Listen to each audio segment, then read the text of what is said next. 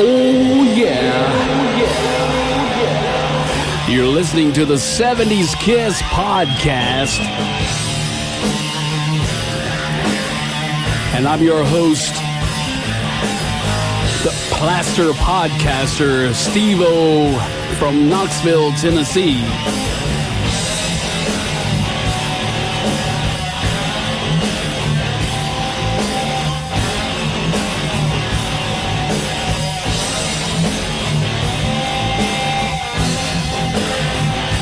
This show is about Paul Stanley, Gene Simmons, Ace Frehley, and Peter Criss. If you're looking for something else, you can just keep on knocking. All right, here we go again, and I have on the phone Joey Criscuola, the brother of Peter Criss. How's it going, Joey? Pretty good. Very well. All right. Well, we want to talk to you today a little bit about your past with the band Kiss in the early years and what it was like being the brother to Peter Criss, the drummer for the biggest band in the world. It was pretty amazing. I mean, to have your brother play the Garden or places like that was totally amazing. Yeah. You know, limousines, party. The whole thing. So how did it actually start with Peter? As far as making it with Kiss? Well, you know, his early days, the early bands. I know that you did some roadie work. Yeah, I worked with Chelsea a lot. In fact, I was one of their roadies, and there was two other ones. I forget their names. It's been so long. And then I worked with Lips when he was with Lips. And we had good times. It was pretty good. Chelsea was put out an album, I'm sure you're aware of that. Mm-hmm. And which I thought was a great album, in which I'm trying to actually look for it so I can have it in my collection, which is not too easy to find. I may have to go online to get it. Yeah. What did you do with Chelsea? I mean, what was your role as a roadie? I used to set my brother's drums up. Oh, cool. Yeah, I was in charge of setting his drums up. And whatever else, carrying equipment and lugging. But my main job was setting my brother's drums up. Did Peter do cover songs back then, or was they mostly original music? Way back they did cover songs. Did he do a lot of singing? Oh, yeah. He did most of the singing when he was in... my memory ain't too great because we're talking about way back. Sure. I think, The Sounds of Soul, when he was with them, he was mostly the singer because he had a really soulful, raspy voice. And he was sort of the singer of that band. What's the song that stands out that you can remember that he used to just do really good on? Oh, like Stand By Me and... a lot of Rod Stewart type songs. I can see that. He's sort of on the Rod Stewart style of singing. Right. And he used to do Rod Stewart songs really well. So you were in the same, I understand you guys were kind of in the same neighborhood of Gene and Paul. Did you guys actually know them before Peter hooked up with them? No, in fact, we were not in the same neighborhood. Okay. And how he got with Gene and Paul from an advertisement in the Village Voice, where Paul and Gene wrote, looking for a drummer willing to do, I guess, anything to make it. I'm not really sure how it exactly goes, but it's something to that effect, willing to do anything. And then me and him went to Electric Ladyland to meet Gene and Paul. And they had a band before that, Wicked Lester, that Gene and Paul was in. So my brother, in fact, Ron Johnson was the engineer, and he worked with Wicked Lester, and he worked with Chelsea also. So they sort of had some stuff in common. So are you the older or the younger brother? No, I'm the younger brother. Okay, so... I'm his only brother. He has 3 sisters and 1 brother, which is me. Oh, cool. So I guess it was really it was something that you wanted to do when you were young, to be around a band. Did you play an instrument yourself, or was it just something that? No, I play a little drums and guitar. Oh. I'm totally into music, so it was my mother brought us up. My father brought us up listening to big bands, and my mother was she actually had a great voice like Diana Washington. Uh-huh. I don't know if you ever heard of her. Yes, I have. And my mother sang incredible. So we were raised on music, listening to all types of music. Isn't it cool coming from a musical family? My father was also a musician, and his father, and on down the line, my whole family. So I know what you're saying, and it's almost like it's handed down. Yeah, exactly. Yeah. I'm not a musician, but I'm an artist. Right, right. No, I do a lot of artwork. I had a few shows and showed my artwork. Cool, cool. Yeah. So, where do you live now? Are you in New York? I'm in Astoria, Queens. What do you do now? I'm actually not working anymore. I retired. I'm 60, so I put in like 18 years in the as a butcher. Uh-huh. So I'm collecting from them, and then I'm collecting some money. I was in the Navy, so I'm collecting checks from that. So I actually don't work anymore, which gives me a lot of free time to do my artwork, which is great. Yeah, I would say that's good for you, good for the soul. Oh yeah. So in the early days when Peter hooked up with Kiss, and right. and I know they went out and they did some struggling for a little while, playing on the road and stuff. Oh yeah. Before, I was talking to Lydia not too long ago, and she was telling me that they actually did a whole lot of playing before it really took off. They did. After that, when did you realize that your brother was a rock star? It's funny because I always looked at him as a rock star, even when I was a kid. Right. Because growing up from a musical family, and me being very close to him, like he was actually my first idol. Right. That I idolized, Yeah. We were very close in the beginning, even before Kiss. Right. Well, I guess what I'm saying is, I come from a semi-poor background, and from what I understand, you guys kind of raised the same way.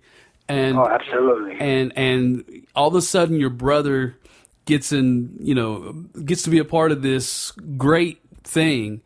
How long before, I guess, you and your family realized that, hey, my brother has just hit the big time? Let me say. I guess the first time we really knew how big he was when we started to hear his music on the radio. Uh-huh. And we started to, back then they had a lot of books that you can buy with rock and roll, and they had charts in there. And when they hit number one on the charts with Kiss, we started realizing how big they were, and they were was on cover of magazines. And but the biggest was, of course, when he played Madison Square Garden. Mm-hmm. And I know that Peter has talked about that. Made your parents really proud. Oh yeah, absolutely. Well, tell us a little bit about what it was like during that time. Did you actually get to help Peter with Kiss? Did you have any role? Actually, Gene and Paul did not want me to be near my brother. Because they always felt I was a bad influence on him. Well, tell us a little bit about that. Well, me and him when we got together, it was pretty wild. Right. We were wild. And one time they were at the Coventry, and I had a fight with two guys, and I sent somebody back to the Coventry to get my brother to help me. And then it dawned on them that this guy is not definitely should be around Peter. Well, you guys were family, Oh, yeah. Yeah. So. You mean me and my brother, right? Right. Oh, yeah. Definitely. Yes. Yeah. No, I was thinking about Gene and Paul or something, but yeah, I well, understand. Yeah. That's very understandable. I'd be there for my brother as well, and I know you guys come you guys were wild, had a little wild upbringing and stuff, and I can relate to it because I did too, and Right. things happen.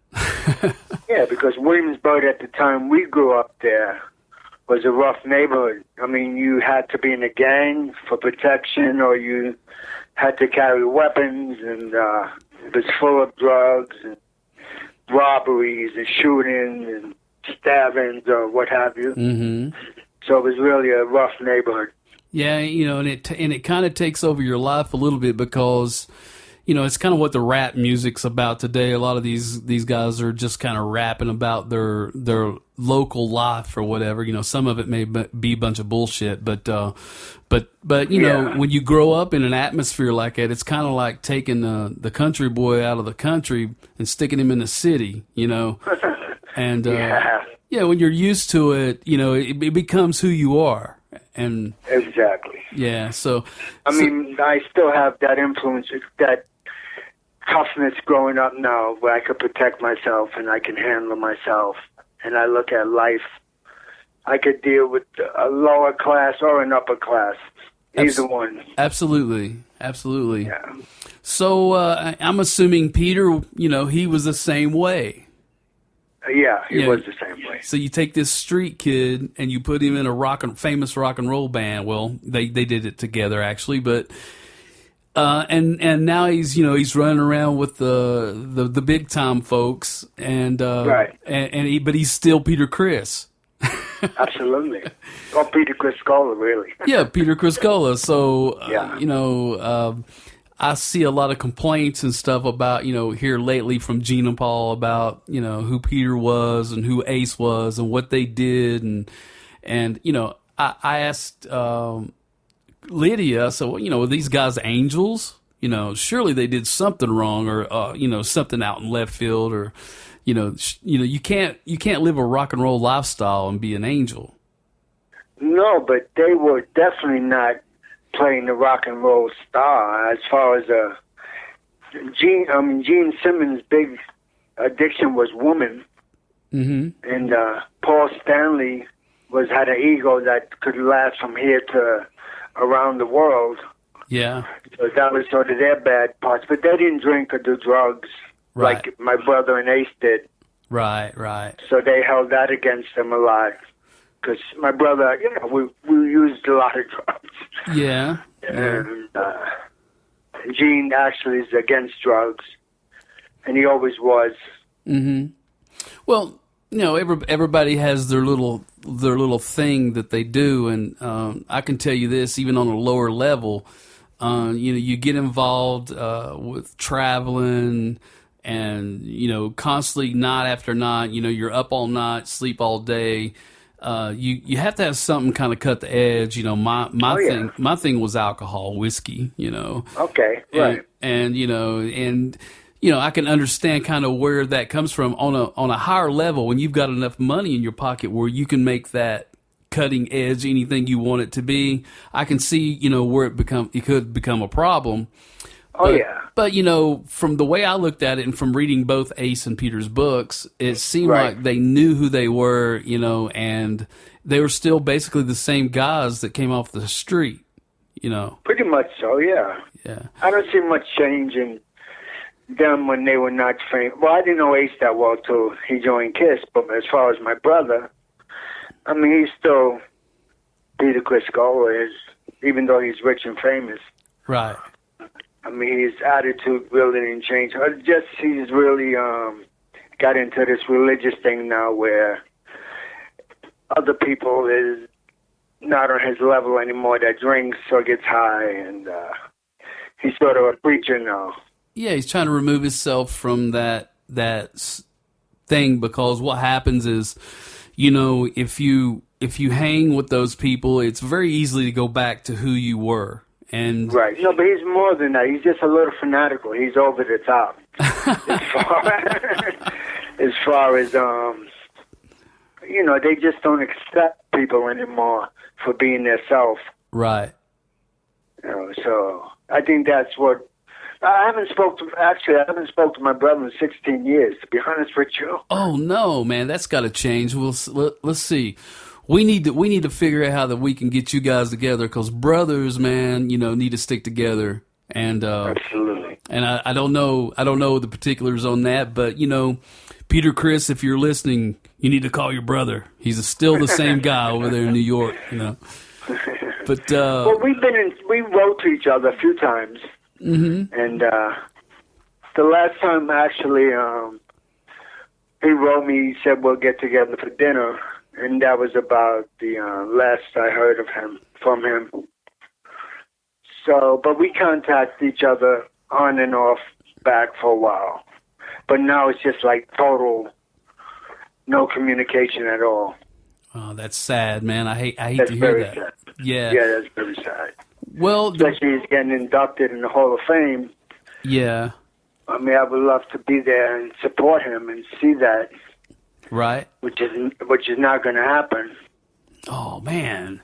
It's a drag. Yeah, it's a drag. Okay, so who's left in your family? Your sisters are still alive? Yeah, my three sisters, Nancy, Joanne, and Donna. Mm-hmm. They're still alive, thank God. Yeah, sounds like you guys need to make a trip to the Rock and Roll Hall of Fame together. Say, hey, here we are, man. What's up? We're proud of you, or whatever. He's getting a lot of attacks from Gene and Paul and the new Kiss fans that listen to Gene and Paul. And right. I just don't think him and Ace are getting a fair shake. And they're not. It's a shame. I mean, what's going on between them is not civil.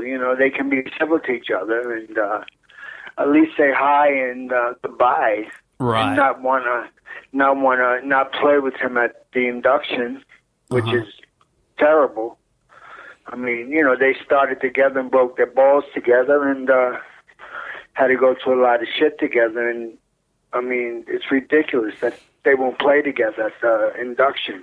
Well, they're trying to say the guys don't have it anymore, and I'm sitting here going, aren't you guys around the same age?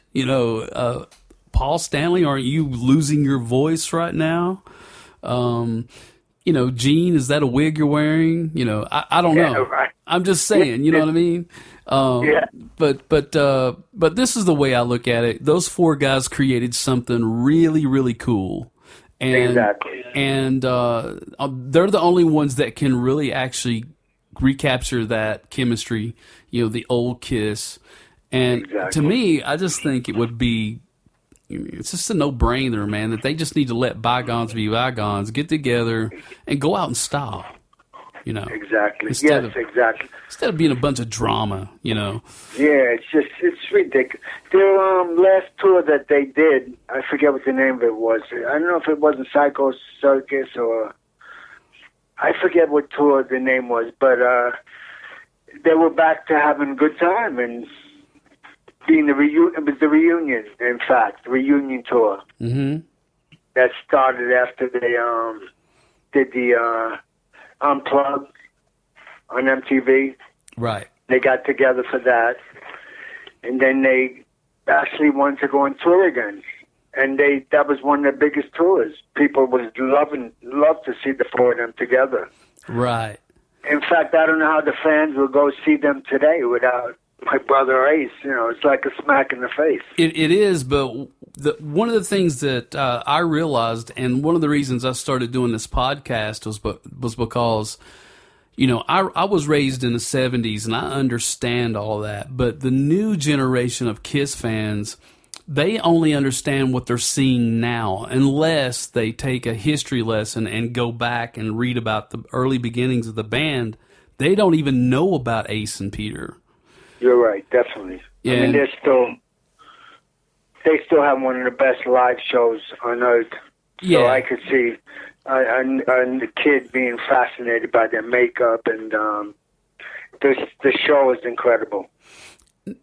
Now, do you think, like back in the day when you were around and stuff, do you think that, since Gene Simmons and Paul Stanley are complete opposites of Ace and Peter, do you think that is part of the problem? Not in the beginning, because opposites do attract. Yeah, they do. And I don't think it was a problem in the beginning, unless my brother and Ace got really out of hand towards the end. It was not showing up for shows, like when they did Kiss Meets the Phantom up the park. A lot of times my brother didn't show up.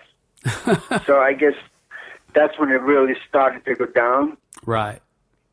And because Ace and him was using really a lot of cocaine. Right, and it got in the way, yeah.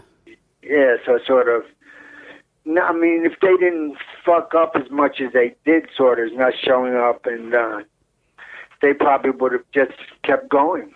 Right. You know? And Gene did tell my brother not to leave the band. And he said, instead of us breaking up, we'll each go out and do solo albums, and then we'll get back together. Mm-hmm. So each one did their own solo album, and they got back together, but it was never the same after that. Were you around, Peter, during the solo album time? I mean, was that a time that you guys were still talking? Yeah, we were still talking then. Yeah, it was great. In fact, I forget where we actually recorded it, but I went to one of the sessions, or two of the sessions, and it was great. I love a solo album. I love his solo work, in fact. Right. I think it's just as good as the band Kiss. In fact, I even like his solo work better than a lot of the Kiss songs.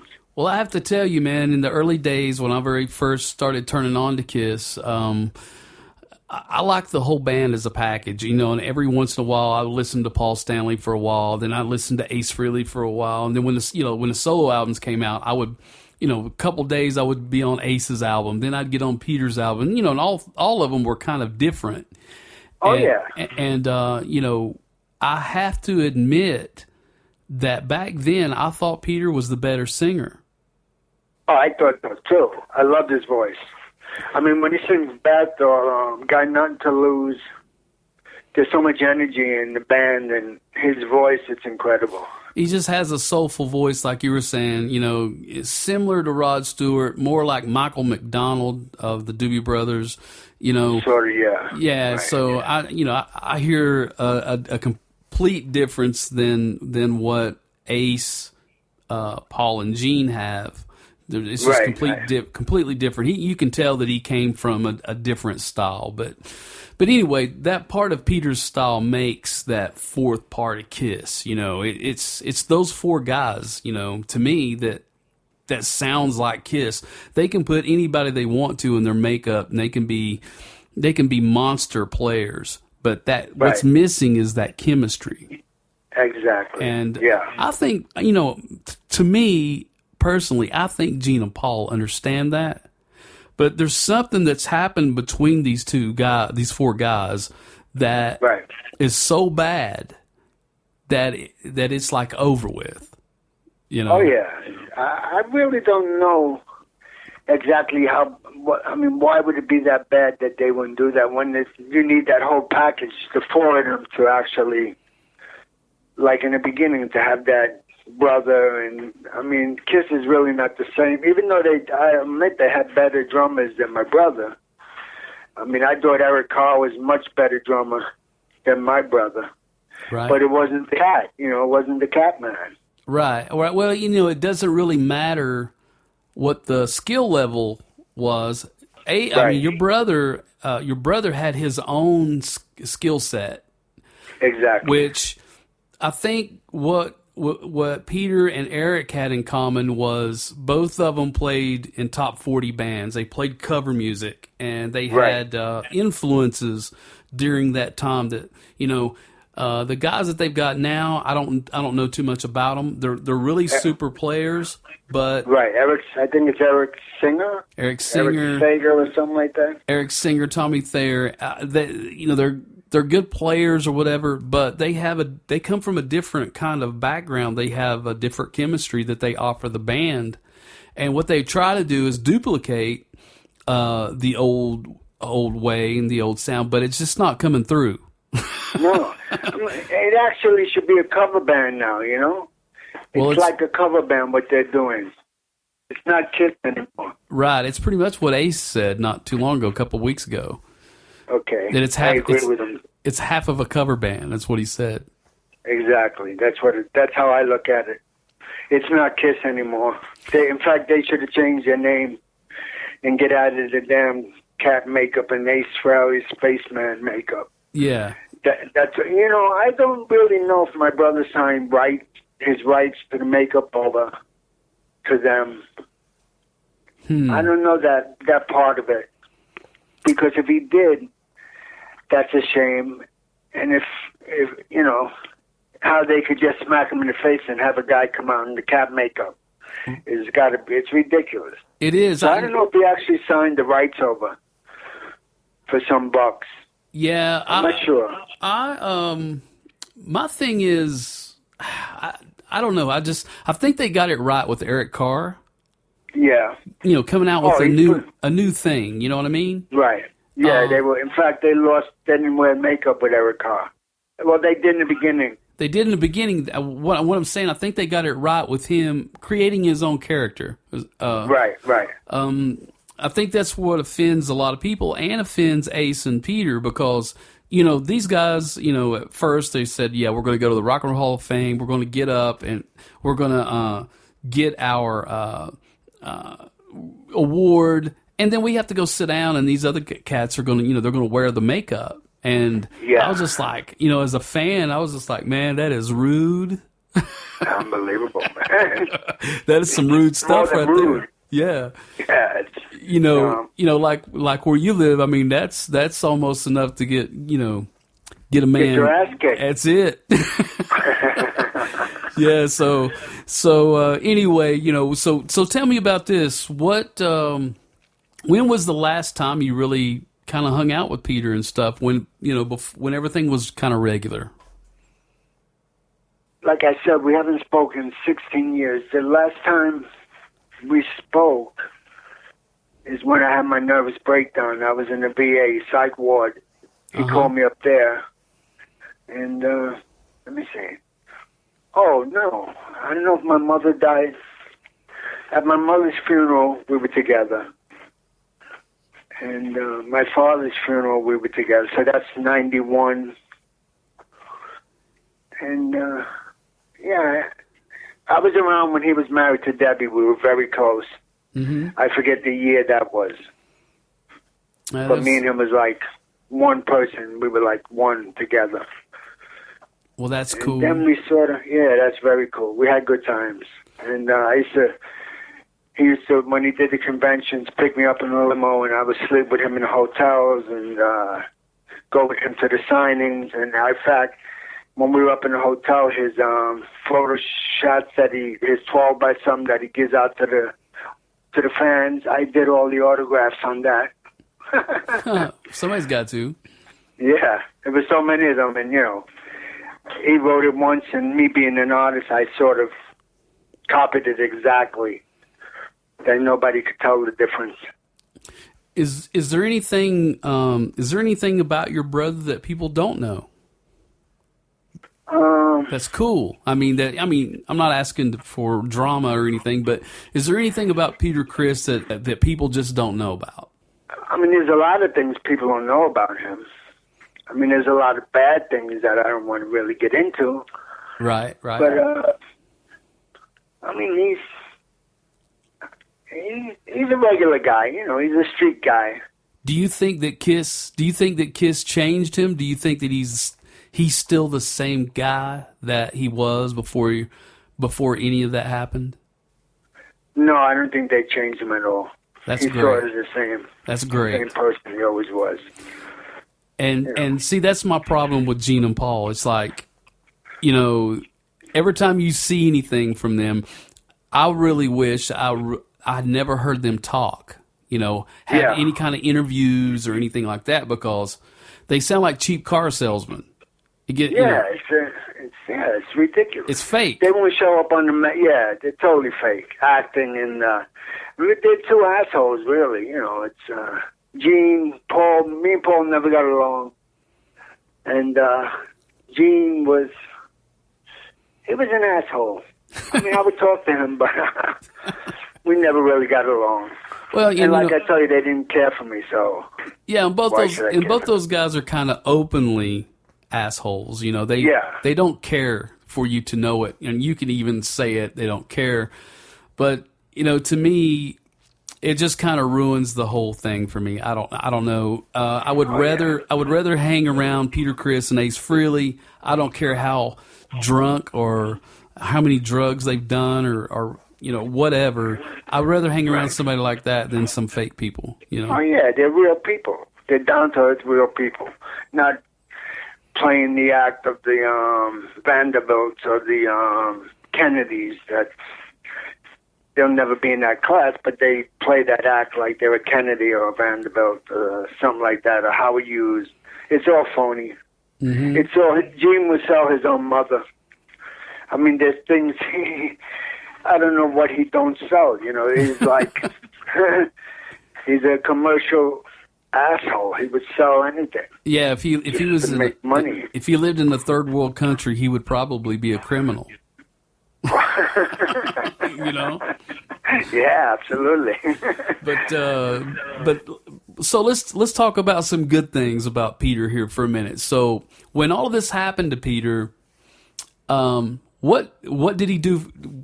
Can you remember what he did with his mother, his parents? Did he bomb nice things? Even you? We should. Huh? That's one thing he did not do. Okay. I don't feel he treated my parents as well as he should have. Right. In fact, most people that make it as rich as him or as famous usually go out and buy their parents a house. My parents lived in the back of a store with roaches and rats, and people don't know that. Wow. I mean... But wasn't your father, didn't he sell furniture? What did he do? Yeah, but it wasn't antique furniture like he claims. It was just a used furniture store where they lived in the back of. Right. And he had them a nice apartment for a while, a few years that he paid for. And then he just stopped paying, and they had to move him back of a store. Mm. So he was not a generous person, that's for sure. Well, was your brother a millionaire? Was he rolling in the dough, or was he screwed out of his money? Because I read in the book somewhere it said that Kiss management kind of screwed him out of his millions. Yeah, they screwed him, but he was worth, at one time he was worth a fortune. Yeah. He probably may still be worth a lot of money, I don't know. But at one time he had it was somewhere like $30 million in the bank. And that's not including his properties, his mansion that he had in Greenwich, which was incredible. And no, him and Ace was definitely worth a lot of money at one time. Well, during that time, I believe that's where we can probably both agree that the drug took over. And he just got out of hand because both of them have admitted that in their books, both him and Ace. Right. And you become self-centered. Yeah, you become sick. You're not in your right state of mind. Right. Self-centered, and the only when I have my drug problems, you don't see color in life. You just see black and white. Right. It's just chasing that fucking monkey or that dragon, and life is not in color anymore. It's just black and white and drugs. It's really sad. It's a really sad thing to go through, and to think that you're going through it and you've got everything you want. Yeah. You could be like having fun with your life, doing some other things, maybe helping your family out. He probably didn't do it because he didn't care. It was just that he wasn't Peter. No, he wasn't Peter. But there's a lot of things I could tell about him, but I just don't want to get on this show and just drag him down because we did have good times. Right. Well, and we were very, very close. Right. And well, let me ask you this: so, how did you feel, or how did you hear that he had cancer? I did not know until he actually said it, and I think it was like a year or two before he announced it that I found out he had breast cancer. Did you guys have communication then? No, we didn't. I would have definitely called him up if I knew he had breast cancer. I mean, we're blood, you know. Right. No matter what goes on, me and him are still brothers. Right. And if he needs me, as much as we're not in, I would be there in a minute if he called me tomorrow. Exactly. To help him, you know. Exactly. I definitely would be there. I would take a bullet for him at one time, you know what I mean? That's how close we were. Well, I've been getting a lot of listeners on this show and people that are really interested in, you know, some of the particulars and stuff that we're talking about. It may even reach your brother at some point. Who knows? Is there anything that'd be nice. Is there anything that you would like to say to him? Well, I love him to death. I just don't like him anymore. I can understand. My brother, you know. Yeah, I can understand. The same blood. I you know, even Lydia loves him, but she don't like him. Yeah. We don't like Peter Criss, but I love Peter Criscuola. Yeah. So it's been a long time. You guys, you know, need to get together. That's what I was saying. Is there anything you'd like to say to him? I would just like to tell him I love him and I'm proud of him that he's getting inducted. And I hope one day he calls me up and we could put all this bullshit aside. Yeah, jump in the car, run through the ghetto like old times, just be brothers. Yeah. Yeah. Sure. Yeah, absolutely. Yeah. I mean, it hurts me not being in contact with him. And as far as, I mean, what I did or didn't do, I don't even remember what it was that we're mad at. It's been so long. Probably something stupid, but doesn't he live? Yeah, probably something stupid. But there for a long time, didn't he move to like Los Angeles and you're in New York? So you know that right there in itself, I know that I have family that is within an hour from me, an hour and a half. Right. And just because of that distance over the years, we haven't seen each other. And we're actually going to have a family reunion here pretty soon, within a few weeks, and everybody get together. But you know that distance can keep people from calling, having any kind of communication. But from what I understand, he's in New Jersey now, right? He's in New Jersey. I don't want to say where, but he's in New Jersey. Sure. And so maybe you guys can get together. Maybe he'll hear this, and I'm sure he feels the same way about you too. I'm sure he does. I mean, I was not in good shape, and he always worried about me as far as drugs and getting arrested or killing myself and overdosing and all this shit that I'm sure he didn't want to deal with or could handle to see me like that. So a lot of that could be why he's not in contact with me. Right. So he has he's got 2 kids, right? No, he has one. One. Do you have Jenny Lee. Mm-hmm. Do you have any communication with her? No, not really. My sisters do communicate with her. Did she turn out musically? Did she learn to play drums or anything? As far as I know, she didn't. I mean, I don't know, but I don't think so. Not at all. I don't even know if she can sing or what. I'm like, I really saw her when she was a little kid and a baby when he lived in Darien, Connecticut with Debbie. I was there a lot. And when he moved to L.A., Debbie wanted to fly me there for his birthday. That's how close we were. I visited him there in L.A., in fact, when he was in Redondo Beach. Right. Which was incredible. The house was sort of built into a mountain. It was really weird. Incredible swimming pool, the whole 9 yards. Mm-hmm. And it was nice. Do you ever run into like mutual friends from the early Kiss? Were there other other people involved that you still know? The only one that's really, really good friends with me is Lydia. Me and her love each other. We're always calling each other up.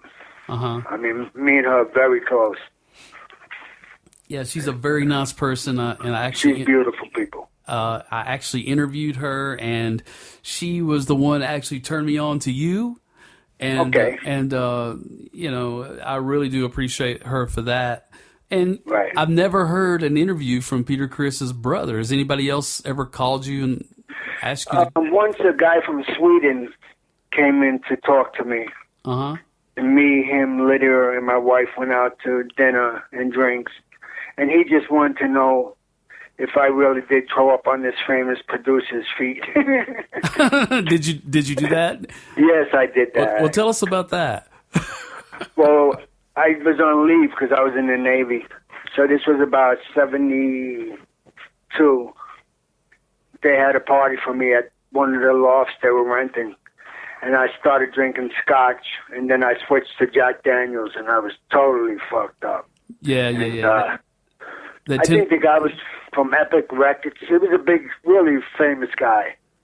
And it's in a lot of the papers when I did that. So this writer wanted to know if it was true, if I did that. So it's definitely true. That's hilarious. Yeah, it was great. I'm going to ask you this question because I think the people that are closest to Peter would know about this. But when I was a kid, I used to collect all the magazines and stuff.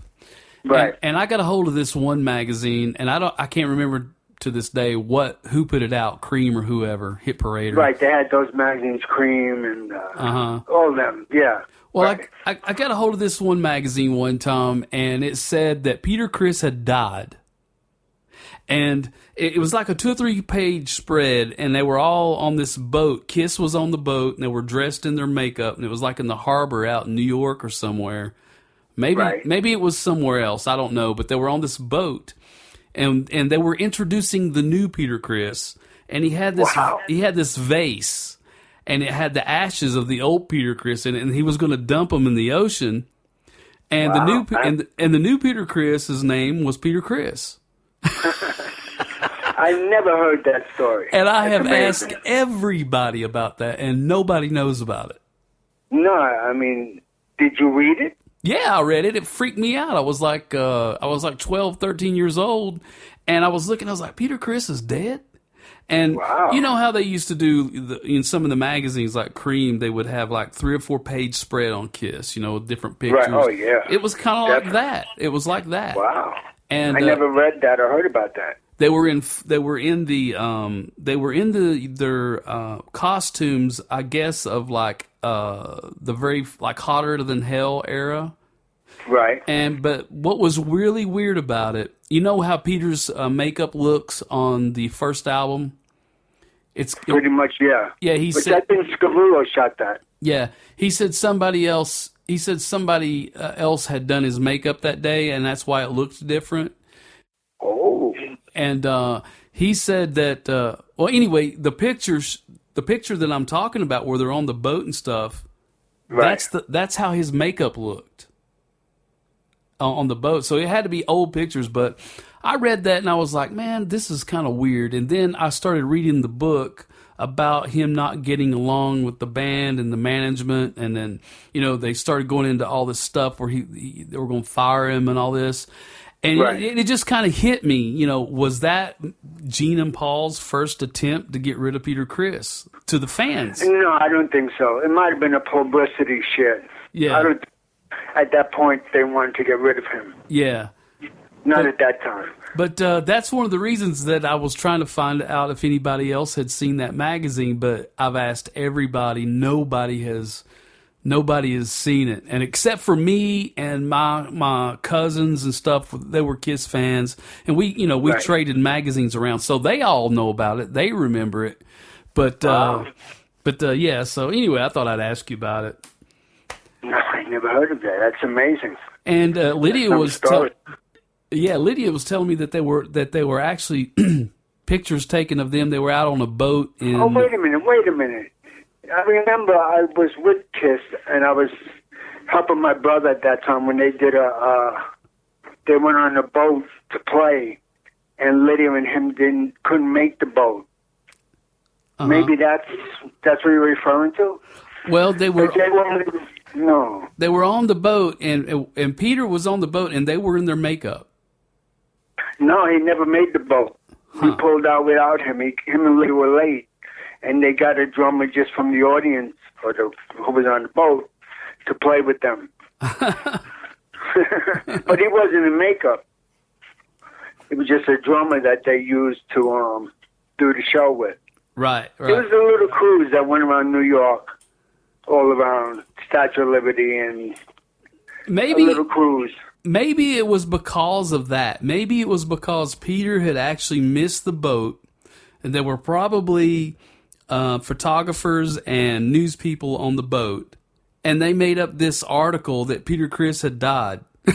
I could see that, yeah. Maybe that's what it was. But anyway, to me as a kid, I was just like, no way, man. Peter Criss ain't dead, and what was strange about it was this new guy looked just like him, and he was standing there holding, what they put ashes in, those little veils.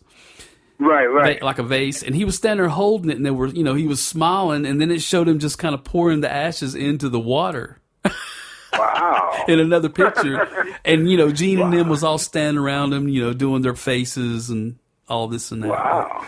But anyway, I just thought I'd ask about it because it's such an obscure magazine. Nobody has seen it or heard about it, and the only people I can think that would know anything about it is the inner core. So right. I mean, if anybody would know about that, would be Lydia. Mm-hmm. She's well, you saw her book and read it, didn't you? Right, yeah. Incredible book. It's the best one I think of all books out on My Brother or Kiss. Yeah, it is a good book. It's incredible. I did ask. And go ahead. Did you ask Lydia about the boat thing? I did. I asked her offline when we weren't recording about it, and she said no. It was the first she ever heard of it too. Okay, I know they did miss the boat. Yeah. Because I was on that trip with them, on that boat ride. So helping out a little bit here and there. So this is a magazine article that came out that sold all across America. I mean, I bought it in Tennessee. So right. So if I ever get to meet your brother or talk to him, I'm going to ask him about that. He's got to know about that. Well, if he don't know, who would know? I don't know. I mean, it was just kind of crazy. The Beatles did that one time. They pulled McCartney, right? Yeah, they pulled a stunt. Yeah, I'm sure they did it for publicity or some bullshit like that, just to make headlines or some shit. Because bad publicity is just as good as good publicity. Mm-hmm. Sometimes the bad word goes around quicker than the good stuff. So I guess. So Joey, tell me this. What did people? How long did it take people to know? How long was it before people knew? Your friends, people in the neighborhood, people in the neighborhood. About me, as far as me being his brother. Right. Let me say, the people in the neighborhood definitely knew. The word, in fact, until today, people are fascinated with me being his brother. Right. And in fact, when I was in the meat line as a butcher, nobody knew there about my brother, who he was, until Lydia and him, when they got divorced and she was on the cover of the Post, and it said Criscuola. So my guys that I worked with said, your name is on the cover of the paper.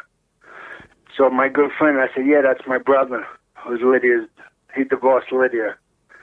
And that's how they found out. But as far as, today people are still fascinated with me in this neighborhood, being Peter's brother. So do you still... I don't call him Peter. I call him Georgie. Call him what? I call him Georgie. I never called him Peter. So is that his middle name, George? That's his middle name, but I always called him Georgie. Out of respect, because he was older than me. And, like down the South, or a lot of people call their older brothers Bubba. Right. Did you ever hear that? Yeah. So that's sort of how it was with me and him. Do you still I never said Peter in my life. Do you still live in the same neighborhood today? No, I'm in Astoria now. I was brought up in Williamsburg, Brooklyn. Uh-huh. And now I'm in Astoria, Queens. I've been here, I'm married 37 years. I've been here about 35 years in Astoria. Do you, have you ever run into Ace or any of the other guys in the band? Have you ever had... No, I haven't. No. just like I said, Lydia and I are good friends. But no, I never ran into anybody. What about the management, Bill Aucoin and Bill, I did run into, and Sean Delaney? Were those guys really cool guys to you? Bill was great to me. Sean was cool to me too. Yeah, they were cool guys. Yeah. In fact, they were lovers. Right. Sean and Bill. No, they treated me very well. Bill was cool with me. In fact, a few times I was at my brother's house in Connecticut. Bill was there, and we got along great. And I think he was fascinated with me because I was so wild and crazy. And he was cool. Did you see recently that somebody had acquired Peter's first Ludwig drum set? Yeah, I did. And it's up to $21,000. Do what now? It's on auction now. $21,000. Yeah, it's up to $21,000 now. Wow. And that was his first wife that has them up for auction. Oh, really? How she got them, I do not know. But she's selling a lot of stuff. Were those the drums that he had when he first joined Kiss, or? Yeah, those are the first tour drums. Wow. That Bill Aucoin bought for him. Wow. And they started about $12,000. Now it's up to $21,000, and the auction's not over yet. Mm-hmm. So it wouldn't surprise me if they go up to like $40,000 or $50,000. Yeah, they're definitely valuable. Some rich guy out there should actually buy those drums for Peter and give them to him. You know what I'm saying? That'd be nice. Yeah, that'd be really cool. Yeah, somebody. I'm sure he's sorry he lost them, and like I said, I don't know how he lost them, or if they were in storage, because his second wife is selling a lot of his shit now. Oh. And I don't know how she acquired all this stuff. If they were in storage and she had access to get in there and took them, I don't know the story. But wow. They're going to sell for big bucks. Yeah. But those drums are, it would be something that I'd want to have back. So if anybody out there is, loaded, you got a lot of money, and you're a Peter Criss fan, buy those drums and give them back to Peter. Oh, that's sweet. Yeah, that'd be nice. Yeah, I mean, shoot, man. I mean, those things are part of history. I know. Well, his first set of drums that he bought when he was in a butcher, me and him used to shine up the chrome. They were white mother of pearl drums. Ludwig? Ludwig's? Yeah, Ludwig, yeah. And we used to sit in the kitchen, shine up his cymbals, and shine all the chrome on his drums. And it was good times then. We had good times. That's when he was with the Sounds of Soul and that band, or even maybe earlier. And a lot of other bands he was in too, which I can't remember what their names are. So, is there anything you want to say to the Kiss fans out there before we go? Well, the true Kiss fans, we love them. That loves the true Kiss. Peter and Georgie and Ace, but the new ones, not the kids. Of course, they're fascinating. The older ones that know what happened to Ace and my brother, and is still dedicated to Kiss. I mean, they should just fuck off. Well, I kind of feel the same. So, yeah.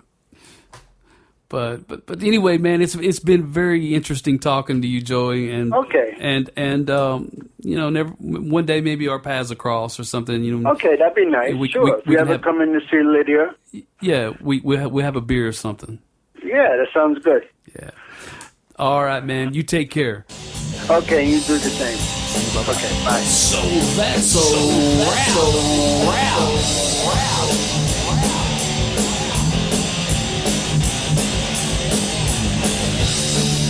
Well, that's it, folks. Until next time, this is the Plaster Podcaster saying, I'm out.